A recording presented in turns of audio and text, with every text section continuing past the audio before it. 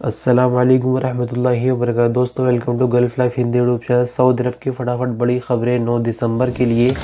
आज की सबसे पहले और बड़ी खबर, मदरसा खुलने के लिए यानी आपको राहत मिल सकती है इस खबर को जानने के बाद। हालांकि 2 दिनों पहले ऐसी खबर आई थी कि कोई उम्मीद नज़र नहीं आ रही थी मदरसे के हवाले से, लेकिन अभी मैं आपको बता दूं कि सऊदी अरब के एजुकेशन मिनिस्टर हमद आल शेख, जो कि अल अरबिया टीवी चैनल को इंटरव्यू दे रहे थे, और उन्होंने इस बारे में साफ जो है बिल्कुल कर दिया है कि जो पहली टर्म अभी चल रही है मदरसों की, वो तो ऑनलाइन है ही, उसका तो ऐलान किया गया था। लेकिन अभी दूसरी टर्म कैसे होगी, यानी ऑफलाइन पढ़ाई होगी या फिर ऑनलाइन होगी, इसके बारे में किसी भी तरह का कोई अनाउंसमेंट अभी तक नहीं किया गया है।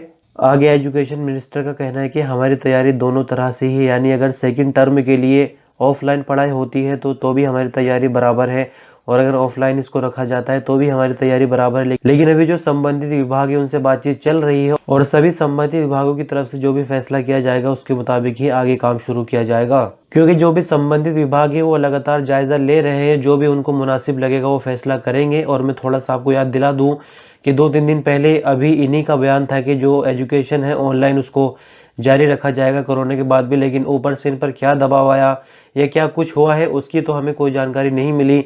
लेकिन जिस तरह का आज बयान आया है तो उससे एक राहत की खबर ये मिली है कि मदरसा इंशाल्लाह खुलने की उम्मीद है सेकंड टर्म में।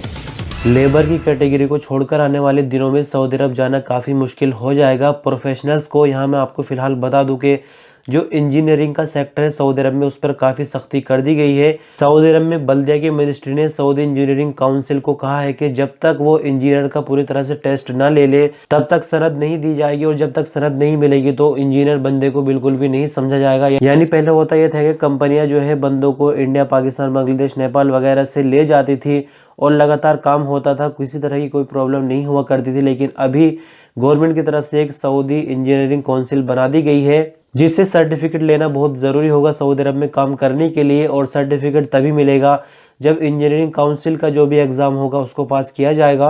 यानी ये सब कुछ इसलिए किया जा रहा है कि जो लेबर मार्केट की डिमांड है उसके लिए अच्छे से अच्छे इंजीनियर मार्केट के अंदर जाए, और जो फर्जी इंजीनियर है यानी फेक डिग्री लेकर सऊदी अरब पहुंच जाते हैं उनको पता लगाया जा सके और उनको सऊदी अरब से बाहर किया जा सके।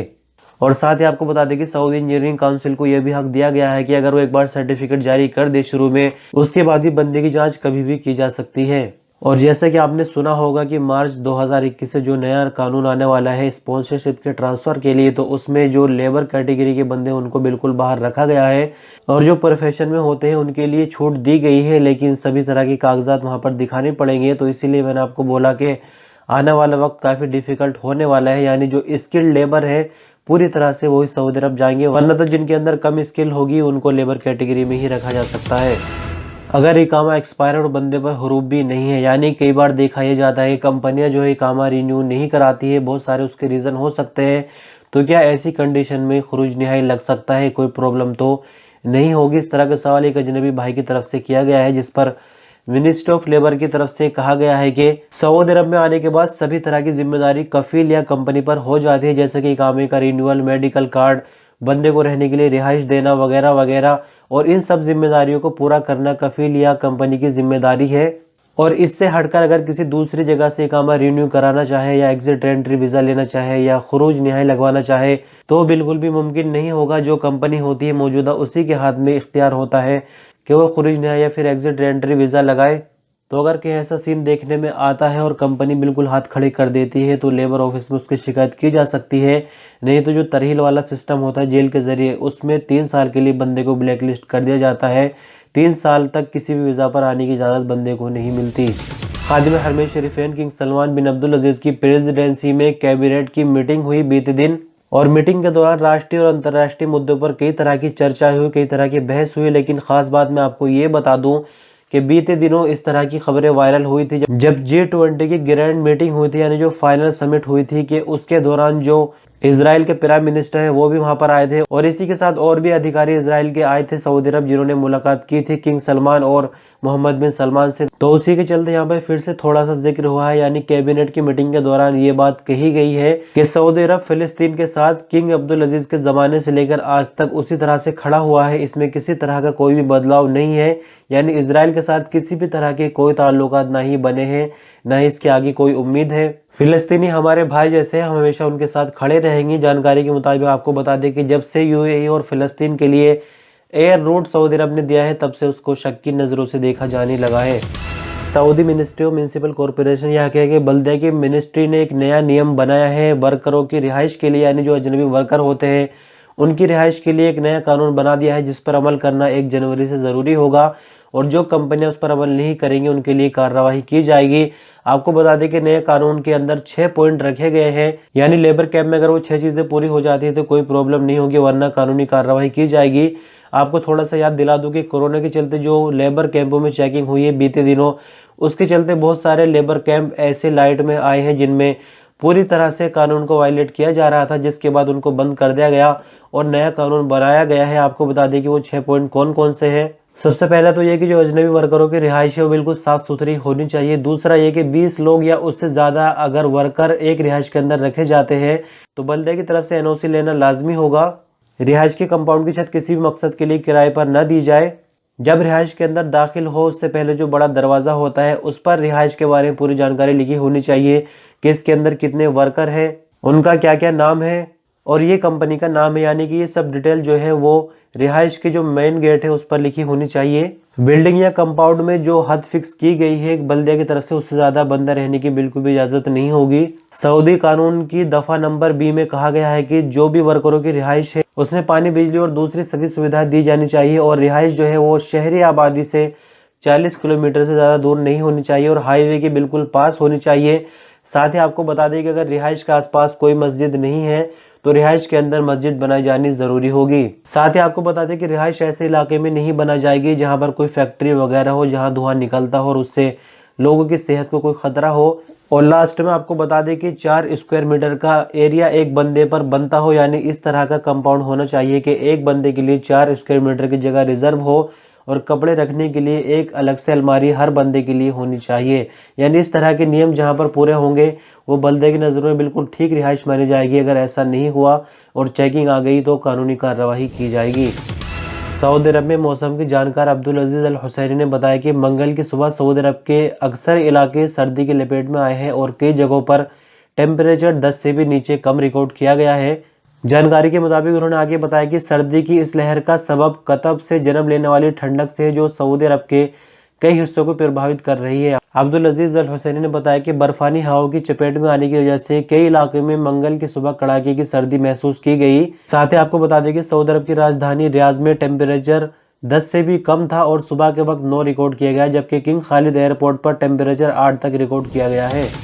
सऊदी अरब में बीते दिन कोरोना के केसों में फिर से कमी देखने को आई है, लेकिन साथ ही देखा जाए तो रिकवरी भी कुछ घटी है, यानी 193 नए केस रिकॉर्ड किए गए जबकि 246 नई रिकवरी रिकॉर्ड की गई और मरने वालों की तादाद लगातार 12 रही।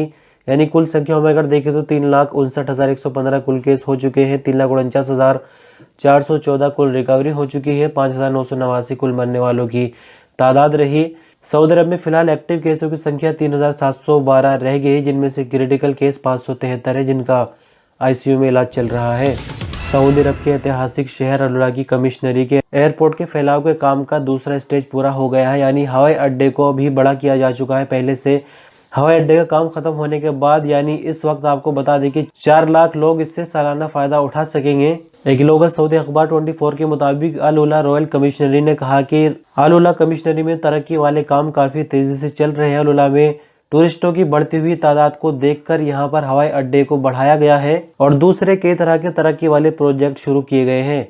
यानी जानकारी के मुताबिक आपको बता दें कि बीते अक्टूबर में आने वाले टूरिस्टों की बढ़ती तादाद को देखकर एयरपोर्ट को बड़ा करने की जरूरत को महसूस किया गया और फिर इस प्रोजेक्ट को शुरू किया गया ताकि ज्यादा से ज्यादा टूरिस्ट अल-उला कमिश्नरी में आ सके और किसी तरह की कोई प्रॉब्लम ना हो।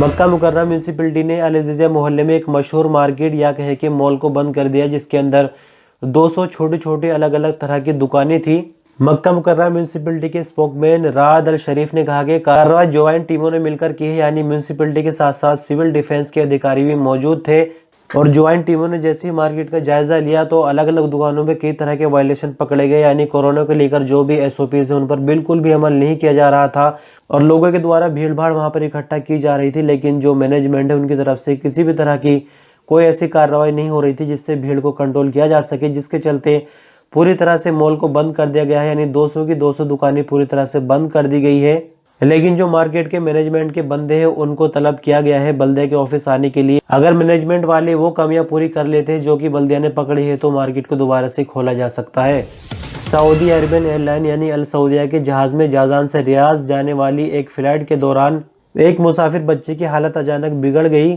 जहाज के स्टाफ ने फौरन ऐलान किया कि बच्चे को मदद की जरूरत है। अगर कोई डॉक्टर या नर्स जहाज के अंदर हो तो फौरन बताए क्योंकि बच्चे को इलाज की जरूरत है। इत्तेफाक से जहाज के अंदर एक सूडानी डॉक्टर और एक सऊदी नर्स मौजूद थी जिन्होंने आगे बढ़कर फौरन बच्चे को जो मुनासिब इलाज था वो दिया। सूडानी डॉक्टर का नाम अमीन शानी जबकि सऊदी नर्स का नाम नवाल सुलेमान बताया गया है, जिनकी मदद से बच्चे की हालत संभल सकी। रियाज पहुंचने पर एम्बुलेंस के जरिए बच्चे को हॉस्पिटल ट्रांसफर किया गया, लेकिन उस वक्त तक उसकी तबीयत काफी बेहतर हो चुकी थी। सऊदी अरब का जो बड़ा समुद्र है जिसको रेड सी कहा जाता है इंग्लिश में और अरबी में उसको बहर अहमर बोलते हैं, तो वहाँ पर एक बहुत बड़ा प्रोजेक्ट चल रहा है। यानी कि जैसा आपने नियोम का नाम सुना होगा उसी तरह का एक बहुत बड़ा प्रोजेक्ट वहाँ पर टूरिस्टों के लिए बन रहा है और इस प्रोजेक्ट को बनाने के लिए रेड सी डेवलपमेंट कंपनी काम कर रही है। तो खबर के मुताबिक आपको बता दें कि रेड सी कंपनी ने वहाँ के ट्रांसपोर्ट के लिए एक इंटरनेशनल कंपनी से कॉन्टेक्ट किया है, यानी ब्रिटेन की एक कंपनी जो कि रेड सी प्रोजेक्ट पर काम करेगी और इको फ्रेंडली ट्रांसपोर्ट वहाँ पर देगी, चाहे वो हवाई जहाज वाला ट्रांसपोर्ट हो या फिर समुद्र वाला हो या फिर जमीनी हो। यहाँ पर धुआं आपको बिल्कुल देखने को नहीं मिलेगा। आपको बता दें कि साल 2022 में रेड सी प्रोजेक्ट का छोटा उद्घाटन होगा, लेकिन जो पूरा प्रोजेक्ट है उसको पूरा होने के लिए साल 2030 लग जाएंगे, यानी साल 2030 में पूरी तरह से यहाँ पर उद्घाटन होगा और ये पूरा प्रोजेक्ट 28,000 स्क्वायर मीटर के एरिया पर बनाया जा रहा है। तो दोस्तों इस तरह से खबरों का सिलसिला यही खत्म होता है। वीडियो चैनल के बारे में कमेंट करके अपनी राय जरूर दी। वीडियो पसंद तो लाइक कर सकते हैं, चैनल पर नहीं तो सब्सक्राइब कर सकते हैं। शुक्रिया, अल्लाह हाफिज।